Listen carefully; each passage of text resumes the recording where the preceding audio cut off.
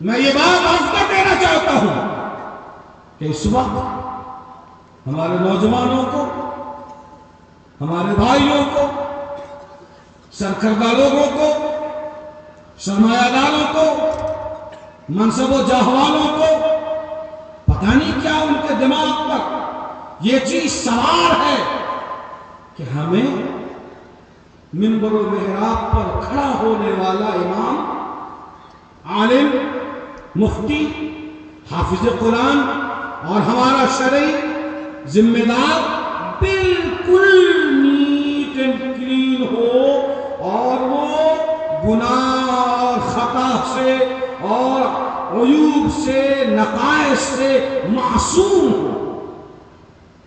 یہ نظریہ بالکل غلط ہے، اور اس نظریے کے ساتھ ہم اپنی امت کو اور اپنی ملت کو ترقی کی راہ پر نہیں ڈال سکتے اور اپنی اصلاح نہیں کر سکتے۔ یقین مانیے، معصوم ہونا صرف انبیاء کی صفت ہے۔ کوئی ولی، کوئی مرشد، نبیوں کے علاوہ کوئی بھی انسان وہ معصوم نہیں ہو سکتا۔ جو معصوم ہے وہ انسان نہیں ہے، اور جو انسان ہے وہ معصوم نہیں ہو سکتا۔ یہ تو عصمت فرشتوں کی صفت ہے۔ میرے بھائیوں، عوام کا جو مزاج بگاڑا جا رہا ہے وہ یہ کہ ان کو تصویر دکھائی جاتی ہے خلیفۃ المسلمین سیدنا ابوبکر صدیق رضی اللہ تعالی عنہ کی۔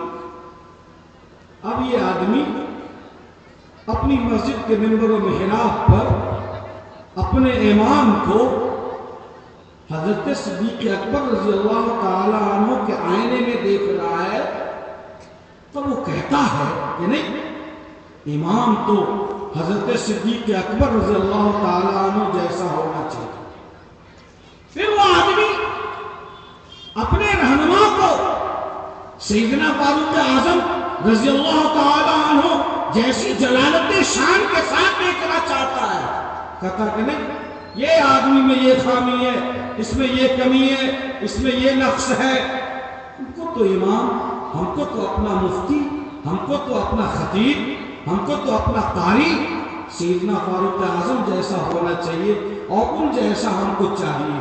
میرے بھائیوں، بڑے ادب کے ساتھ میں یہ عرض کرنا چاہتا ہوں، یہ اہل علم کی بستی ہے اور یہاں جتنے لوگ تشریف رکھتے ہیں، ذمہ داران ہیں، بڑے ادب کے ساتھ میں عرض کروں کہ اے لوگوں، تمنا بہت اچھی، آرزو بہت پاکیزہ، اللہ کرے کہ ہو، لیکن یقین مانو تکوینی نظام اور اللہ کا سسٹم اور اللہ نے جو طریقہ حیات بنا رکھا ہے، اس کا تقاضا یہ ہے کہ اگر چاہتے ہو کہ امام صدیق اکبر جیسا ملے تو مقتدی کو کم از کم سیدنا فاروق اعظم جیسا تو بہرحال بننا ہی پڑے۔ اور اگر ہم چاہتے ہیں کہ ہمارا امام سیدنا فاروق اعظم جیسا ہو تو مقتدی کو کم از کم سیدنا حضرت عثمان غنی رضی اللہ تعالی عنہ جیسا تو بننا ہی ہے۔ اور اگر چاہتے ہو کہ ہمارا امام سیدنا عثمان غنی جیسا ہو تو مقتدی کو بہرحال سیدنا علی کرم اللہ جیسا تو بننا ہی ہے۔ امام چاہیے ان کو فرشتہ صفت، اور ہماری حالت یہ ہے کہ مسجد کے صف میں کھڑے ہوتے ہیں تو کچھ اور جب برندے میں آتے ہیں باہر تو کچھ اور جب جوتے اور چپل پہن کر مسجد کے دروازے پہ نکلتے ہیں تو ابھی جس امام کے پیچھے 20 رکعت تراویح کی نماز پڑھی ہم نے، ابھی اسی امام کی غیبت وہاں شروع ہو گئی۔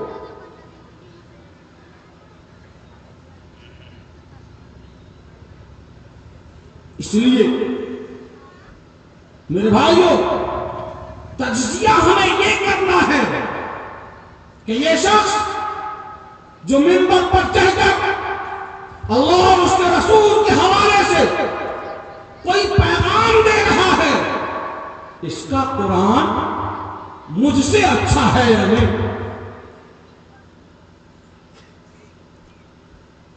یہ قرآن کریم کا ترجمہ مجھ سے اچھا کرتا ہے یا نہیں؟ یہ آقا کی سیرت مجھ سے اچھی طرح سے جانتا ہے یا نہیں؟ اگر اللہ نے اس پر فضل نہیں کیا ہے تو اللہ نے اس کو اپنی کتاب کا علم کیوں کر دیا؟ بس اس بات کا تجزیہ ہم کر لیں، سمجھنا آسان ہو جائے گا اور اصلاح کرنا بالکل اللہ تعالیٰ سہل فرما دے گا۔ پھر دنیا ناک رگڑ کے مر جائے، عوام کا رشتہ علماء سے کاٹنے میں ناکام ہو جائے گی انشاءاللہ۔ شرط یہی ہے کہ ہم سب اسی جذبے کے ساتھ جڑے کہ وہ آدمی ہم سے اعلیٰ ہے یا نہیں، بس یہ طے کر دیں۔ حضرت علی کرم اللہ وجہ کے پاس کچھ لوگ آئے اور کہنے لگے کہ حضرت آپ کے زمانے میں بڑا فتنہ و فساد ہے، یہ اختلاف وہ اختلاف، جنگ صفین ہے، جنگ جمل ہے، کیا کیا ہے۔ حضرت صدیق اکبر کے زمانے میں تو ایسا نہیں تھا، حضرت فاروق اعظم کے زمانے میں تو ایسا نہیں تھا، آپ ہی کے زمانے میں سارے اختلافات کیوں ہیں؟ غور سے سنیے گا۔ حضرت نے بڑی سنجیدگی کے ساتھ فرمایا کہ اس میں تعجب کی بات نہیں ہے۔ یاد رکھو حضرت سیدنا ابوبکر صدیق رضی اللہ تعالی عنہ، سیدنا عمر فاروق رضی اللہ تعالی عنہ اور سیدنا حضرت عثمان غنی رضی اللہ تعالی عنہ کے مشیر اور ان کو مشورہ دینے والے ہم جیسے لوگ تھے، اور ہمیں مشورہ دینے والے تم جیسے لوگ ہو، اس لیے کہا۔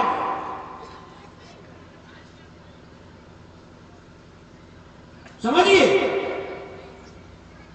کہ اگر ہمارے زمانے میں فساد ہو رہا ہے تو ہمارے مشیر تم جیسے لوگ ہو۔ جیسی قوم ویسا امام، یہ اللہ کا نظام ہے اور اللہ نے تکوینی طور پر اسی طریقے کو جاری رکھا۔ اس لیے میرے بھائیوں، علماء کی قدر اس لیے کریں، حفاظ کی قدر اس لیے کریں کہ یہ حاملین قرآن ہیں، حاملین کتاب الہی ہیں اور تکمیل وعدہ الہی کا ذریعہ اور سبب۔ اللہ نے اپنی کتاب کی حفاظت کے لیے فلاں رئیس، فلاں زمیندار، فلاں بزنس مین، فلاں تاجر، فلاں وزیر، اس کے بچے کو نہیں چنا۔ اللہ نے اپنی کتاب کی حفاظت کے لیے اسی جمن میاں کے بیٹے کو چنا ہے، جمراتی میاں کے بیٹے کو چنا ہے، اسی کاشتکار کے بیٹے کو چنا ہے، اسی ٹھیلا پولر اور رکشہ پولر کے بیٹے کو چنا ہے۔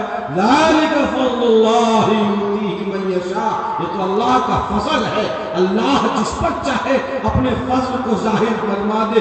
اللہ نے فرمایا کہ قرآن کو میں نے اتارا ہے، اس کی حفاظت میں خود کروں گا، یہ میری ذمہ داری ہے، تمہیں پریشان ہونے کی ضرورت نہیں ہے۔ اے نبی، آپ جلدبازی نہ کریں، آپ جلدی جلدی تلاوت نہ کریں، آپ سنیے، جبرائیل جو پڑھتے ہیں اطمینان سے سنیے، جب وہ پڑھنا بند کر دیں تب آپ تلاوت کیجئے۔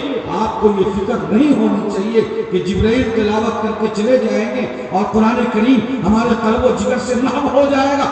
لا تحرک بہ لسانک لتعجل بہ، آپ اپنی زبان کو جلد بازی میں حرکت مت کیجیے۔ ان علینا جمعہ و قرآنہ، قرآن کریم کو محفوظ کر دینا اور آپ کی زبان سے پڑھوا دینا، ادا کروا دینا، منعن آپ کی زبان سے تلاوت کروا دینا، یہ ہماری ذمہ داری ہے۔ اور اللہ نے اس ذمہ داری کے لیے ان 18 حفاظ کو آج کی تاریخ میں چھترن کی سرزمین سے منتخب کیا ہے۔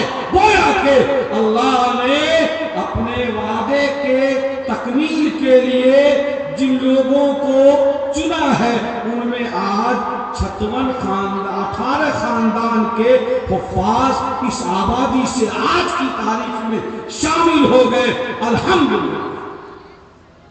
بس یہی مختصر سی بات یہ علماء فَإِذَا قَرَأْنَاهُ فَاتَّبِعْ قُرْآنَهُ ثُمَّ إِنَّ عَلَيْنَا بَيَانَهُ۔ قرآن کریم کی تفسیر، تشریح، توضیح، احکام، مسائل یہ بھی بیان کرنا اللہ نے فرمایا ہماری ذمہ داری ہے۔ اور یہ بیان کرنے کے لیے اللہ نے علماء، مفتیان، فقہا، مفسرین کی اس خوبصورت جماعت کو چنا ہے کہ اللہ رب العزت نے فرمایا یا ایھا الذین آمنوا اقیموا الصلاۃ، اے ایمان والو نماز قائم کرو۔ اللہ نے بس اتنا ہی فرمایا۔ فجر میں 2 رکعت، ظہر میں 4 رکعت فرض ہے، مغرب میں 3 رکعت فرض ہے، عشاء میں 4 رکعت فرض۔ اللہ نے قرآن میں نہیں فرمایا۔ آقا و مولا جناب محمد رسول اللہ صلی اللہ علیہ وسلم نے کر کے دکھایا، پڑھ کے دکھایا، اور ان مفتیان نے، مفسرین نے، شراح حدیث نے یہ مسئلہ بتایا کہ اتنے وقت سے اتنے وقت فلاں نماز کا وقت ہے، اور یہاں سے لے کر یہاں تک فلاں نماز کا وقت ہے، اور اس وقت میں اتنی رکعتیں فرض ہیں، اور اتنی سنت اور اتنی واجب ہے، اور واجب ہے تو اس لیے ہے، اور سنت ہے اور سنت مؤکدہ ہے تو اس لیے ہے۔ یہ بات اللہ نے علماء سے بلوائی ہے۔ انہوں نے کیا اپنے باپ کے دکان سے خرید کر لا کر بیان تو نہیں کیا، انہوں نے قرآن و حدیث سے اخذ کیا ہے۔ من یرد اللہ بہ خیرا یفقہہ فی الدین، اللہ نے تفقہ فی الدین دے کر ثم ان علینا بیانہ، اپنی اس ذمہ داری کو اللہ نے پوری کر لیا ہے اور اس ٹیم کو اس کام پر لگا دیا۔ پتا چلا کہ یہ علماء، یہ حفاظ، یہ مفسرین یہ عام لوگ نہیں ہیں، یہ اللہ کے دین کے دربان ہیں، محافظ ہیں۔ اگر کوئی شخص دائیں بایاں کرنا چاہتا ہے یہ کھڑے ہو جاتے ہیں اور کہتے ہیں کہ خبردار جو اللہ کی کتاب میں بال کے برابر بھی دائیں بایاں کرنے کی کوشش کی۔ قال الذين لا يرجون لقاءنا بقرآن غير هذا أو بدله قل ما يكون لي أن أبدله من تلقاء نفسي إن أتبع إلا ما يوحى إلي إني أخاف إن عصيت ربي عذاب يوم عظيم۔ اس کی تشریح کر کے قوم کے سامنے یہ علماء رکھ رہے۔ میرے بھائیو، اور اس کی مثال پوری دنیا ناک رگڑ کے مر گئی۔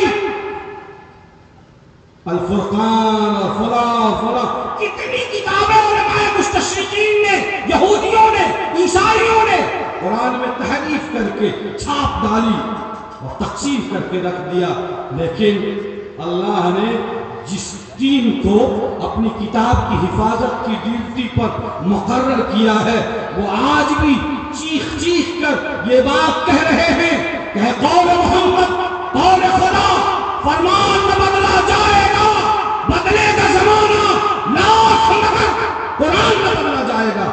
یہ آج بھی کہہ رہے ہیں اور قیامت تک کہتے رہیں گے۔ انشاءاللہ یہ اپنی ڈیوٹی پر مضبوطی کے ساتھ لگے ہوئے ہیں۔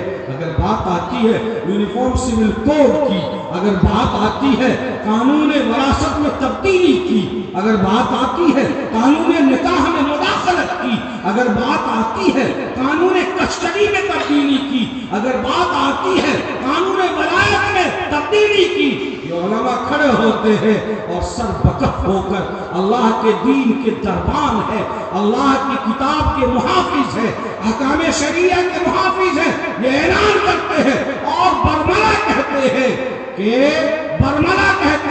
کہ تعظیم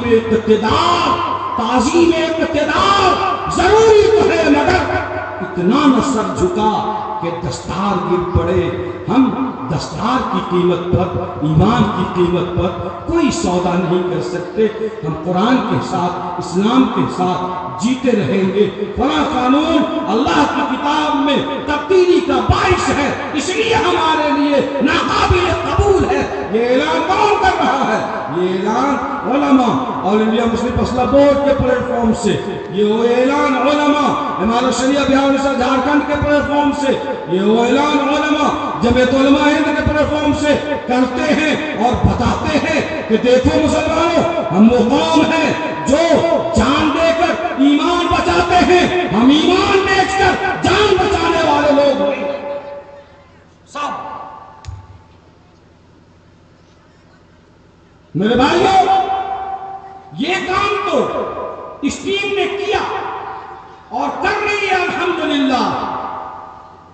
مسجد کی آبادی کے لیے، دین و ایمان کی مرمت کے لیے مکاتب اور یہ مدرسے الباقیات الصالحات جو غیر اقامتی ادارہ ہے، ہاسٹل نہیں ہے یہاں، بچے گھر میں جاتے ہیں اور کھاتے ہیں، گھر میں رہتے ہیں، پڑھ کر کے یہ حافظ قرآن ہو گئے الحمدللہ۔ یہ کام یہ بوریہ نشین علماء کر رہے ہیں اور قوم کی لعن تان سن کر، جلے کٹے جملے سن کر، طرح طرح کے الزامات سہ کر یہ علماء یہ کام کر رہے ہیں کہ نہ پوچھن خرقہ پوشوں کی ارادت ہو تو دیکھ ان کو، جدے بیضا لیے بیٹھے ہیں اپنے آستینوں میں، تمنا درد دل کی ہے تو کر خدمت فقیروں کی، نہیں ملتا ہے گوہر بادشاہوں کے خزینے میں۔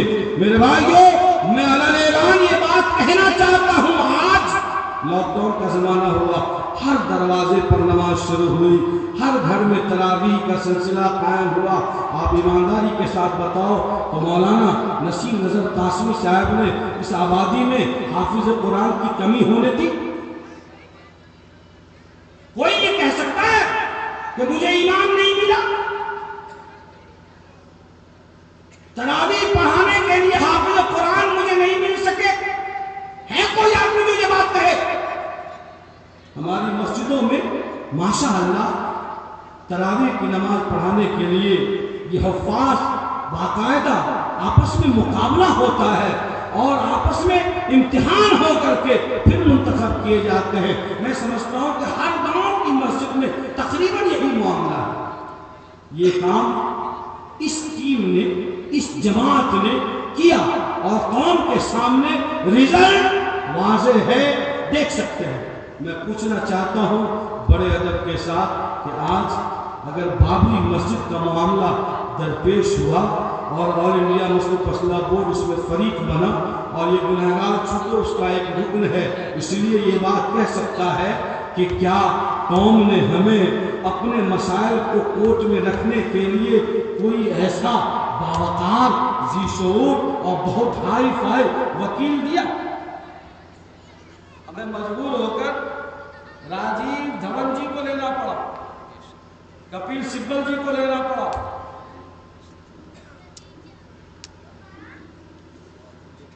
آپ گاڑیاں دیکھتے ہو، ہمیں احسان جتاتے ہو مدرسے والوں کو، 5 روپے زکات کی رقم دیتے ہو، احسان مناؤ کہ اللہ حرام مال سے تمہیں پاک کر دیتا ہے، ورنہ اللہ تعالیٰ رگڑ کے رکھ دے گا تمہیں۔ یہ بلڈنگ، یہ دولت، یہ نشہ، یہ غرور سب چکنا چور ہو جائے گا منٹوں میں۔ اس جماعت نے یہ کام کیا ہے. اور لوگوں نے کیا کام کیا ہے بھیا؟ 98% بچے آپ کے پاس ہے. کیا وہ اسی لیے کہ وہ چرسی بنے؟ کیا وہ اسی لیے کہ وہ گجیری بنے؟ کیا وہ اسی لیے کہ وہ بھنگیری بنے؟ کیا اسی لیے کہ وہ چھتون کے نکڑوں پر چوراہوں پر وہ ٹنڈیری کرے، وہ تماشا بنے اور تماشا بنائے؟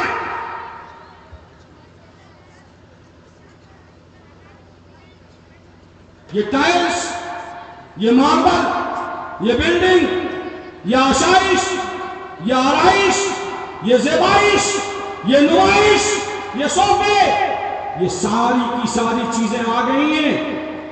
اگر شعور نہیں آیا، انسانیت نہیں آئی، ایجوکیشن نہیں آیا، تو لائیے میں ضمانت دیتا ہوں بحیثیت مومن کہ عنقریب یہ ساری چیزیں ختم ہو جائیں گی، کوئی بھی چیز باقی نہیں ہے. اور اگر تعلیم آ گئی تو یہ ساری چیزیں خود بخود آ جائیں گی. اس بات کی بھی ضمانت دینے کو آج میں اس اسٹیج سے تیار ہوں.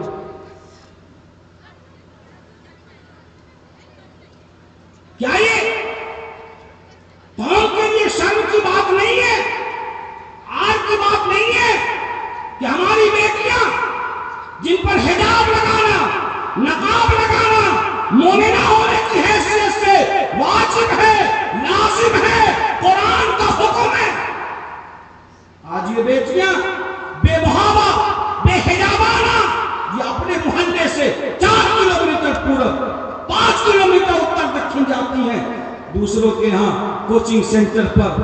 اور ہمیں شرم نہیں آتا کہ ہم اپنے محلے میں ایک عالی شان کوچنگ سینٹر قائم کرے اور پابندی لگا دے، اے بیٹیوں تمہیں 9th کی، تمہیں 10th کی، تمہیں 11th کی، تمہیں انٹر کی تیاری کرنی ہے تو یہاں کرو، اور اس ضابطے کے ساتھ کرو، اور اس طریقے سے تمہیں کرنا ہوگا تو کرنا ہوگا.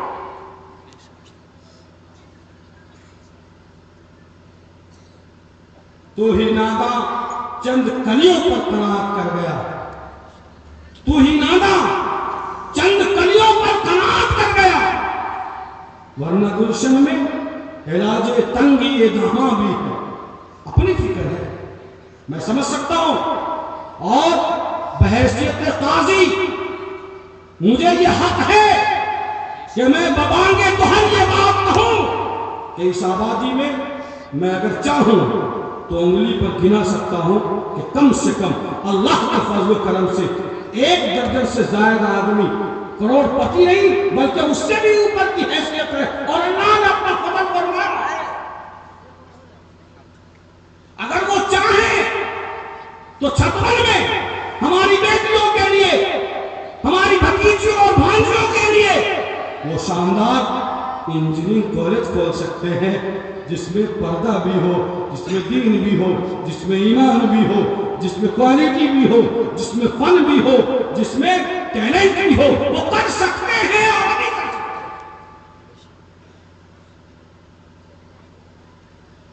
بہت آسان ہے منبر پر معاذ اللہ کہہ دینا، بہت مشکل ہے خلوت میں گلے گلگوں سے بچ جانا. لمبا لمبا چھوڑنا بہت اللہ نے کیا ہے، کرو بھائی، ہمارے پاس نہیں ہے، ہم نے بھیک مانگ کیا اور کرتے رہیں گے انشاءاللہ. صاف بات ہے، مانیں گے جی، بھیک مانگیں گے، ہم مانگتے ہی ہیں، پھر 1 مہینہ مانگیں گے اور قوم کے بچوں کو حافظ عالم بنائیں گے. نہیں دو گے اچھا مال تو کیا کریں گے؟ ہم زکات ہی لگائیں گے.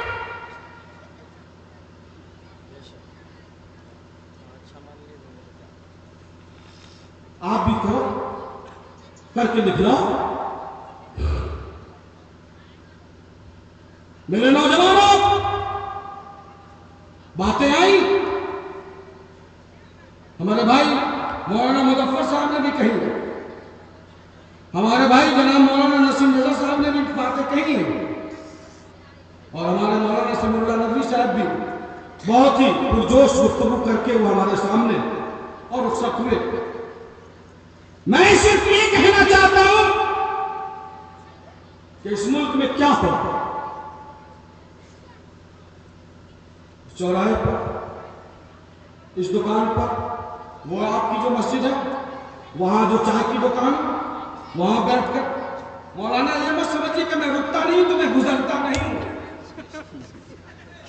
میں ابھی اس ہفتے میں 3 بار گزرا. میں اس لیے نہیں رکتا ہوں کہ آپ کو زحمت ہوگی اور آپ مجھے جانے نہیں. ان دکانوں پر جمگھٹا لگا کر اور وہ نیتا گری، جیسے موٹر سائیکل سے دھواں اڑایا جاتا ہے ویسے ہی نیتا گری ایک دم چل رہی ہے. یہ ہوگا 24 میں دیکھو کیا ہوتا ہے، اور 34 تک یہ ہوتا ہے. اور کیا ہونا ہے میاں؟ ان آنکھوں نے وہ دن بھی دیکھے کہ جب عرب کے ریگستانوں اور کہساروں سے ایک نوجوان اٹھتا ہے اور مٹھی بھر ساتھیوں کو لے جاتا ہے اور سمندر پار کر کے کشتیاں جلا ڈالتا ہے اور لا الہ الا اللہ محمد رسول اللہ کا پرچم یورپ کے کلیجے میں ڈال دیتا ہے. ان آنکھوں نے یہ بھی دیکھا کہ عرب سے ایک جماعت اٹھتی ہے اور پھر وہ جا کر کے کیسر و کسریٰ کی دیواروں پر دستک دیتا ہے اور نہر دجلہ پر اپنے گھوڑے ڈال دیتا ہے. کشتیوں کا انتظار نہیں کرتا ہے کہ دشت و دشت ہے، دریا بھی نہ چھوڑے ہم نے، بحر ظلمات میں دوڑا دیے گھوڑے ہم نے. یہ بھی دیکھا اور اس کے مان بعد یہ بھی دیکھا کہ جب مسلمانوں میں شرارت آئی، جب بے غیرتی پیدا ہوئی، جب مال و دولت میں رہتے ہوئے انہوں نے اپنی عصمت، اپنے ناموس، اپنی بیٹی، اپنی بہنوں کی عزت کے لیے انہوں نے کوئی اقدامی کام نہیں کیا، اس کے لیے الگ سے سینٹرز نہیں بنائے، ایجوکیشن ہب نہیں بنایا جس سے بے پردگی ہوتی رہی. جب مسلک اور برادری اور خاندان کے جھگڑوں نے طول پکڑا تو اللہ نے اسپین میں عیسائیوں کو مسلط کر دیا، بغداد کے علاقے میں اللہ نے تاتاریوں کو مسلط کر دیا، اور ایسی پٹائی مسلمانوں کی گئی ہے، ایسی پٹائی اور ایسی پٹائی کی گئی کہ تاریخ انسانیت سے دیکھو. دنیا یہ کہتی تھی کہ اب وہ زمین پر کوئی مسلمان باقی نہیں رہ سکے گا، لیکن اللہ کو باقی رکھنا ہے، اسلام کو باقی رہے گا قرآن. یہ الگ بات ہے کہ مجھ جیسا گنہگار باقی رہے گا یا نہیں رہے گا، اس کی کوئی ضمانت نہیں. اور ہوا وہی کہ جن لوگوں نے مسلمانوں کا قتل عام کیا، اللہ نے انہی تاتاریوں کو مسلمان بنایا، ان کی زبانوں کو پاک کر کے اپنی کتاب کی تلاوت کروا لی اور ان کے جبینوں سے اپنے گھروں کو سجا لیا اور انہی سے اپنے اسلام کے پرچم کو پورے عالم میں بلند و بالا کیا، جس کی روشنی ملک ہندوستان کے کونے کونے تک پہنچی. اور آج بھی اس کے ذرات اس بات کی شہادت دے رہے ہیں کہ ہے آیا یورش تاتار کے افسانے سے، ہے آیا یورش تاتار کے افسانے سے. پاسباں مل گئے کعبے کو صنم کھانے سے. یہ حق ہے اور حقیقت ہے. کیا ہوگا؟ میرا کچھ نہیں ہونا ہے. سن 1947 میں جو حالات اس ملک میں پیش آئے، آزادی کے 76 اور 77 سال ہونے کو ہے، اس کا 1/3 بھی مسلمانوں کا جانے اور مالی نقصان نہیں ہوا. عبادت گاہیں بھی ہیں، مسجدیں بھی ہیں، منارے بھی ہیں، مدرسے بھی ہیں، سب چیزیں یہ سب اپنی جگہ رہیں گے. شرط یہ ہے کہ ہم اور آپ اور ہم جیسے گنہگار لوگ رہیں گے یا نہیں رہیں گے، اس کی کوئی گارنٹی نہیں ہے. اللہ تعالیٰ اپنے دوسرے بندوں کو دامن اسلام سے وابستہ کرا دے گا. اللہ تعالیٰ اپنے دوسرے بندوں کو اپنے دین کی حفاظت کے لیے سر نو کھڑا کرا دے گا. اللہ تعالیٰ اپنی مسجدوں کی حفاظت کے لیے اور اپنی کتاب کی تلاوت کے لیے دوسری قوموں کو کھڑا کر دے گا، اور وہی اللہ تعالیٰ کی کتاب کی حفاظت کرے گی، وہی قوم اللہ تعالیٰ کے گھر کی حفاظت کرے گی. سو میرے بھائیو، اگر ہمیں کچھ کرنا ہے تو صرف یہ کہ نفرتوں کے رخ کو موڑ دینا ہے، اور یہ جو نفرتوں کی سیاست کا ایک لامتناہی سلسلہ بظاہر دکھ رہا ہے، اس طوفان کو اپنے سر سے گزار لینا ہے، اور اس کے لیے بس ایک کام کرنا ہے کہ اگر لوگ پلاننگ کرتے ہیں 10 سال اور 20 سال اور 30 سال کا، اے میرے بھائیوں، میں صرف کہتا ہوں اس وقت ایک بار پھر آپ کی آبادی میں بھی یہ پیغام دے جاتا ہوں کہ میں کہتا ہوں کہ مسلمان صرف 10 سال پلاننگ کریں، اور 10 سال یہ کمپٹیٹیو ایجوکیشن، اعلیٰ تعلیم پر محنت کریں، اور اپنے بچوں کو تعلیم کے اسلحہ سے لیس کر دیں، اور تعلیم اور ایجوکیشن کی تلوار اپنے بچوں کے ہاتھ میں پکڑا دیں۔ یہ بچے خود بخود ہوا کا رخ موڑ دیں گے، اور ملک کی تصویر جو ایسی دکھ رہی ہے انشاءاللہ تعلیم کے بعد، ایجوکیشن کے بعد کچھ اور دکھے گی۔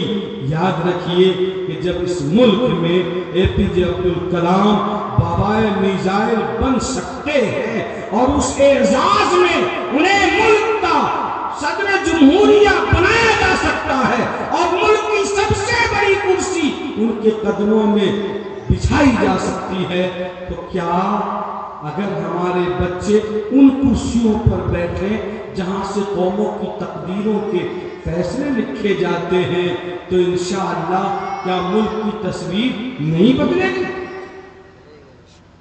یقیناً بدلے گی، لیکن شرط یہ ہے کہ ہم وہ جرأت پیدا کریں، وہ حوصلہ پیدا کریں، اور یہ سمجھیں کہ ستاروں سے آگے جہاں اور بھی ہیں ابھی عشق کے امتحان۔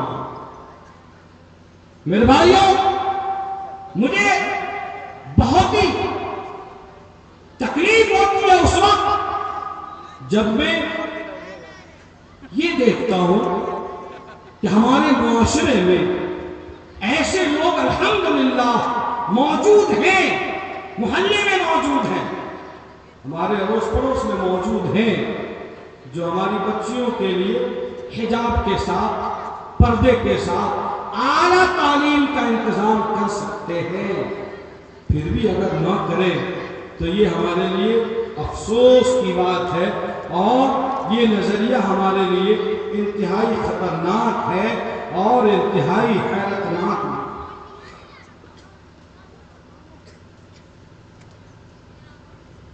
ہماری بہنیں یہاں بڑی تعداد میں بیٹھی ہیں، میں ان سے ایک گزارش کرنا چاہتا ہوں، اور وہ یہ ہے کہ ہماری بہنوں، قوم کی عزت آپ کے ہاتھ میں ہے، اور یہ ہمارا دستار آپ کے قدموں میں ہے۔ خدا کے واسطے آپ قوم کی عزت اور قوم کے آبرو کو بچا لیجئے، اور وہ اس طور پر کہ یہ ہماری بیٹیاں، بھتیجیاں، بھانجیاں، یہ ہماری پوتیاں، نواسیاں، یہ ہماری قوم کی تقدیر ہیں، ہم ان کی حفاظت کر لیں تو خدا کی قسم قوم کی عزت اور آبرو بچ سکتی ہے، اور قوم بے آبروئی سے محفوظ ہو سکتی ہے۔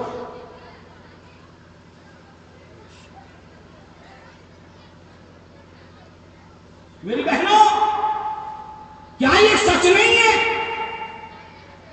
کہ ہماری وہ بیٹی جس کو اللہ نے گھر کی سیرت قرار دیا ہے اور جسے رسول اللہ نے پردے میں رہنے کو کہا ہے، ہماری وہ بیٹی بے حجاب ہو کر وہ ہمارے گھر سے نکلتی ہے اور کان میں موبائل لگاتی ہے اور یہاں سے دربھنگہ تک پہنچتی ہے اور اس کا کال ختم نہیں ہوتا۔ اگر آپ کو میری باتوں میں شک ہو تو تجربہ کر کے، سروے کر کے دیکھ لو۔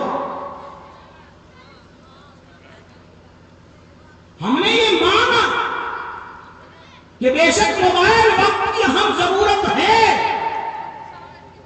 ہم نے یہ مانا کہ ٹیکنالوجی سے دور نہیں رکھا جا سکتا، ہم نے یہ مانا کہ ذرائع ابلاغ اور مواصلاتی نظام سے اپنے بچوں کو محروم رکھنا اور ونچت رکھنا ان کو ترقی کی راہ سے روکنے اور اس کے رفتار میں زنجیر لگانے کے برابر ہے۔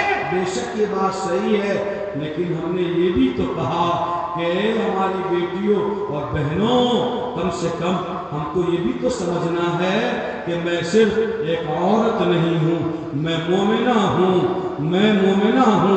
میں مسلمہ ہوں، میں ایک لڑکی نہیں ہوں، میں قوم مسلم کی بیٹی بھی تو ہوں، میں ایک عام عورت کی طرح نہیں ہوں، میں اپنی قوم کی نمائندہ بھی تو ہوں۔ اے میری بیٹیوں، اے بہنوں، ہم نے یہ تو نہیں کہا کہ آپ کو جینے کا حق نہیں ہے، لیکن آپ کم سے کم یہ تو سمجھو کہ جینا ہے تو کیسے جینا ہے؟ کیا جانوروں کی طرح جینا ہے؟ کیا فاحشہ اور فاجرہ عورتوں کی طرح جینا ہے؟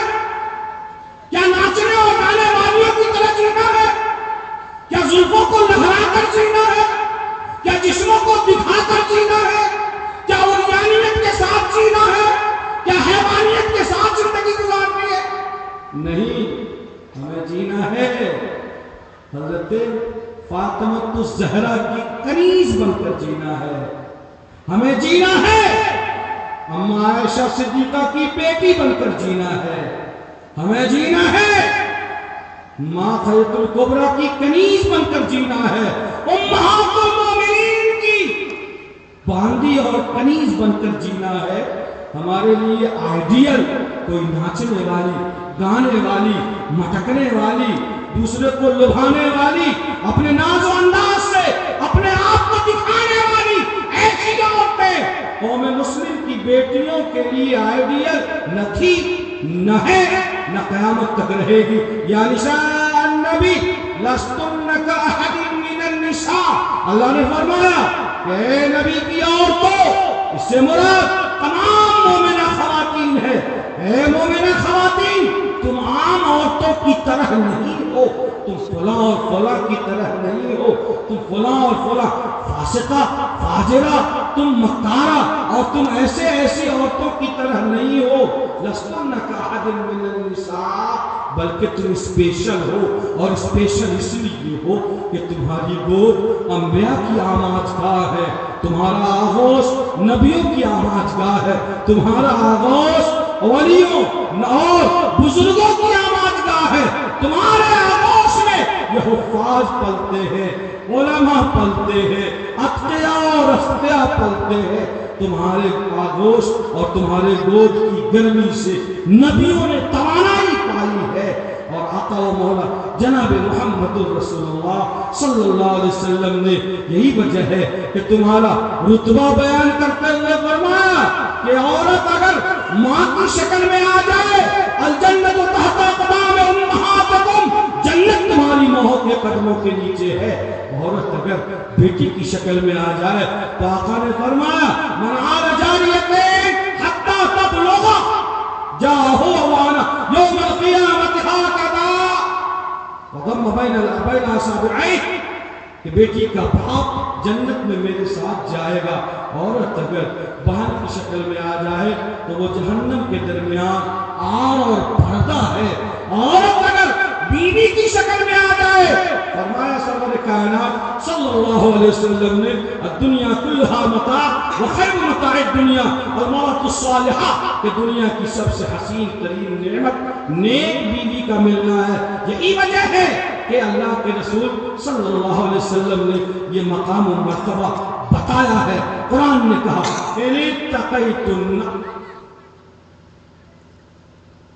فلا تخضعن بالقول، اگر تم چاہتی ہو تقوی والی زندگی اختیار کرنا، اگر تم پرہیزگاری کی زندگی جینا چاہتی ہو،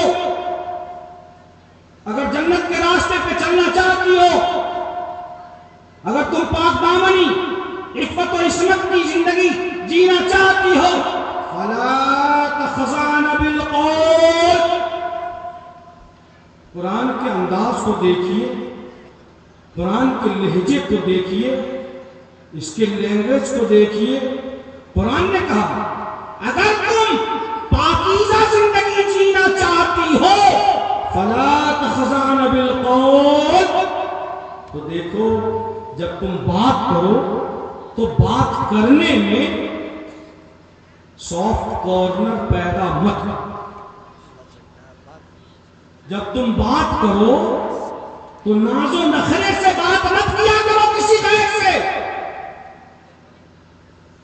ہنس ہنس کے مت بولو، یہ پھنسنے کا کام ٹھیک نہیں ہے۔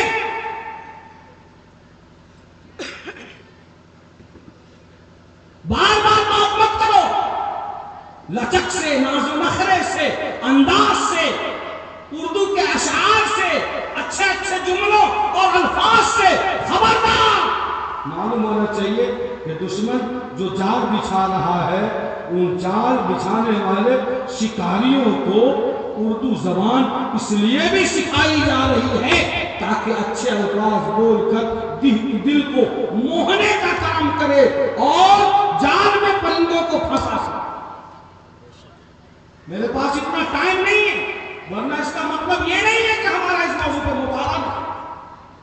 جانتے تو ہم ستیہ ناش ہیں، لیکن ہم اس وقت اپنے علماء کے وقار کا خیال رکھتے ہوئے بہت پردے میں گفتگو کرنا چاہتے ہیں۔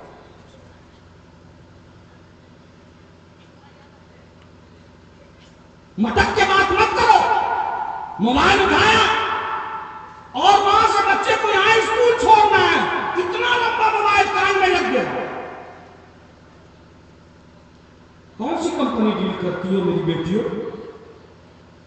یہ ہمارے بچے 18 سال، 12 سال، 14 سال، 8ویں کی کلاس کے، 9ویں کلاس کے، 7ویں کلاس کے، 5th کلاس کے بچے، باپ سعودی میں ہے، دبئی میں ہے، باپ بمبئی میں ہے، فلاں میں ہے، اور اتنا بڑا موبائل، یہ کیا تماشا ہے میاں؟ قوم ہماری تباہ نہیں ہوگی تو کس کی ہوگی؟ گندگی میں رہو گے، پانی میں رہیے اور مگر سے بیٹھ، واہ اللہ کی رحمت ان کے لیے اسپیشل آ رہی ہے، یہ ترم کھا بنے ہوئے ہیں۔ جو لا الہ الا اللہ پڑھ لیا تو لگتا ہے کہ اللہ تعالیٰ پر احسان کر دیا۔ ہم مسلمان ہیں، میاں ہو مسلمان تو کیا ہے؟ تیر مانگو گے تم، اخلاق ٹھیک نہیں، اخبار ٹھیک نہیں، سلیقہ ہے نہیں، شرابی تم، کبابی تم، جواری تم، دھوکے باز تم، مکار تم، غدار تم۔ خرد نے کہہ بھی دیا لا الہ تو کیا حاصل؟ خرد نے کہہ بھی دیا لا الہ تو کیا حاصل؟ دل و نگاہ مسلمان نہیں کچھ نہیں۔ لا الہ کے وارث باقی نہیں ہے تجھ میں، گفتار دل بڑانا، کردار قاہرانہ، تیری نگاہ سے دل سینوں میں کانپتے تھے، کھویا گیا ہے تیرا جذبے قلم بنا۔ ان اتقیتن فلا تخضعن بالقول، بات کرنے میں ناز و انداز سے بات مت کرو۔ قرآن کا انداز یہ دیکھو، اگر کوئی آدمی کال بیل دبائے دروازے پر، اس زمانے میں کہاں موبائل پر، قاضی صاحب موبائل پر تقریر کرے، دستک دے رہا ہے دروازے پر، ہاں بھائی اسرافیل بھائی ہیں، بد اخلاقی تو نہیں ہو لیکن خشونت کے ساتھ، کھردرے پن کے ساتھ، اگر کوئی مرد نہیں ہے تو جواب جائے تو جی ہاں وہ بھی گھر میں نہیں ہے، اس کا جواب جی ہاں ابھی وہ گھر پہ نہیں ہے، بعد میں آئیے گا، آواز میں ذرا ترخت ہو، بد اخلاقی نہ ہو، بدتمیزی نہ ہو، لیکن لہجے میں بے خوفی ضرور ہو۔ اس کو ایسے ہی کہا ہاں جی ابھی تو نہیں ہے، 4 بجے آئیے گا، تو 4 بجے۔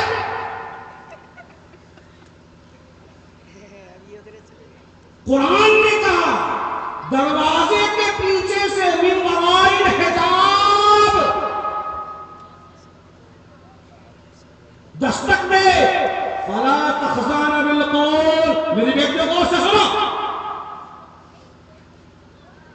تو دیکھو جواب دینے میں مٹک کے جواب نہ دینا، سافٹ کارنر کے ساتھ جواب نہ دینا، لچک کر جواب نہ دینا. کیوں؟ فَيَطْمَعَ الَّذِي فِي قَلْبِهِ مَرَضٌ. اس لیے کہ اگر تم نے ناز و انداز سے نخرے سے جواب دیا، وہ باہر جو دستک دے رہا ہے اس کے دماغ میں شیطان ہے، اس کے دل میں چور ہے. اگر تم نے لچک کے ساتھ جواب دیا، وہ سمجھے گا کہ اس دروازے پر دال گل سکتی ہے، تو دوبارہ پھر دستک دے گا، تیسری بار پھر کال بیل بجائے گا، چوتھی بار پھر، اور ہر بار وہ جو لچکدار آواز سنے گا تو وہ آواز کے سہارے روبرو ہونا چاہے گا. اور پھر وہ جو پگڈنڈی نکلی ایک بدخیالی کی، وہ نیشنل ہائی وے سے ہوتے ہوتے 4 لائن تک پہنچ گئی ہے اور وہ شاہراہ عام پہ چلی گئی اور دروازہ کھلا. اور درندگی اور حیوانیت اور سماج میں ایسے کمزور بدتمیز کمینوں کی کمی نہیں ہے جو 8 بجے شام سے لے کر 11 بجے رات تک 1-2 نمبر آگے پیچھے کر کے وہ 50 نمبر ڈائل کرتے ہیں. کوئی نہ کوئی نمبر لگ گیا، اگر کہیں تیر نشانے پہ لگا تو وہیں سے برائی کے لیے ایک شاہراہ ہو جاتا. یہ کیا سمجھتے ہیں؟ ارے تمہاری شرارت آج پیدا ہوئی ہے. قرآن نے 1400 سال پہلے کہہ دیا ہے فَلَا تَخْضَعْنَ بِالْقَوْلِ. دیکھو بات کرنے میں ناز و نخرے کے ساتھ بات مت کرنا، زیادہ لجاجت کے ساتھ بات مت کرنا. وَقُلْ قَوْلًا مَعْرُوفًا. اور ضابطۂ شرعی کے مطابق تم بات کرو ان سے. یہ قرآن نے کہا. اے میری بیٹیوں، یہ کیسے جائز ہو سکتا ہے کہ یہاں ہم نے کان میں موبائل لگایا اور دربھنگہ دلی موڑ پہ جا کے اترے، کبھی موبائل پرس میں، اور پھر جو آٹو میں شروع ہوا تو بیٹیا لہریا سرائے تک جائے، بیٹا تک جائے، معاف کیجئے.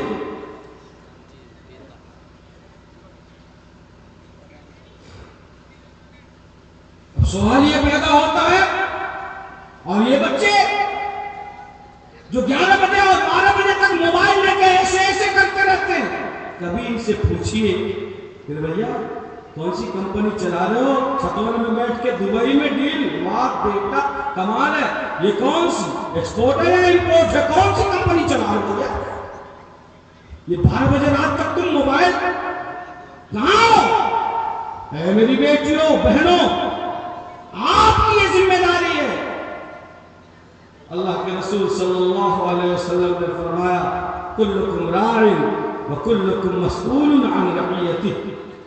الامام راع وهو مسئول عن رعیتہ، والرجل راع في اہل بیتہ وهو مسئول عن رعیتہ، والمرأة راعية في بيت زوجها وهي مسؤولة عن رعيتها، والخادم راع في مال سيده وهو مسؤول عن رعيته. كلكم راع وكلكم مسؤول عن رعيته.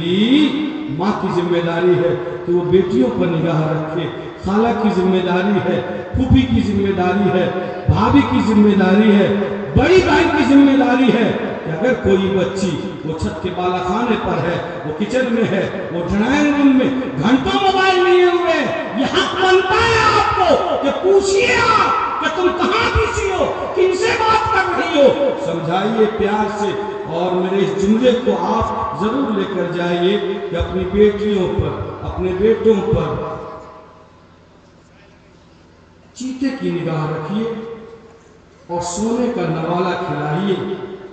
بے شک پیار دیجئے لیکن تربیت کے لیے چیتے کی نگاہ رکھیے اور ان کو نگاہ سے اوجھل نہیں ہونے دیجئے، ورنہ جو ہوا زہر آلود چل رہی ہے.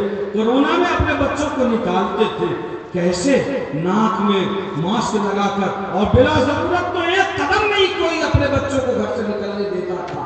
ہے میری بہنوں، ایمان کا کورونا اس وقت زیادہ تیزی کے ساتھ پھیل رہا ہے. جب اپنی بچیوں کو اپنے بچوں کو گھر سے نکلے تو اس پہ نگاہ رکھیے، خاص طور پر صنف نازک پر نگاہ رکھیے کہ کہیں ان کے ایمان کو خطرہ تو نہیں لاحق ہو رہا ہے۔ تربیت نقطۂ نظر سے ہم کو ان پر نگاہ رکھنا اور ان کی تربیت کرنا، یہ ہماری بہنوں کی، ماں کی، خالاؤں کی ذمہ داری ہے۔ اور یقین مانیے کہ اپنی بیٹیوں سے، اپنی بھانجیوں اور بھتیجیوں سے کہیے کہ جب تم گھر کی دہلیز سے باہر قدم رکھو تو حجاب، یہ نقاب، یہ دوپٹہ، یہ گھونگھٹ کر کے نکلو۔ اور میری بیٹیوں، میری بھانجیوں، اس کو کپڑے کا معمولی ٹکڑا نہ سمجھو۔ یہ حجاب اور یہ نقاب، یہ دوپٹہ کپڑے کا معمولی ٹکڑا نہیں ہے، بلکہ یہ تو فاطمہ الزہرا کی وہ چادر ہے جو چادر رسول اللہ صلی اللہ علیہ وسلم نے دنیا کی تمام ماں اور بہنوں کے سروں پہ تان دیا اور فرمایا کہ اے میری بیٹیوں، جب تک تم اس چادر عفت کی حفاظت کرو گی، اللہ تمہاری عصمت اور عزت کی حفاظت کرے گا۔ اور جس دن تم نے اس چادر کو اپنے لیے بوجھ سمجھ لیا، اللہ سرے بازار تمہیں بے آبرو اور بے عزت کر دے گا۔ اللہ تعالی ہم لوگوں کو سمجھنے اور عمل کرنے کی توفیق عطا فرمائے۔ معافی کے ساتھ کہ وقت کافی ہو گیا ہے، خدا تجھے کسی طوفان سے آشنا کر دے کہ تیرے بحر کے موجوں میں اضطراب نہیں، تجھے کتاب سے ممکن نہیں، فراق کے تو کتاب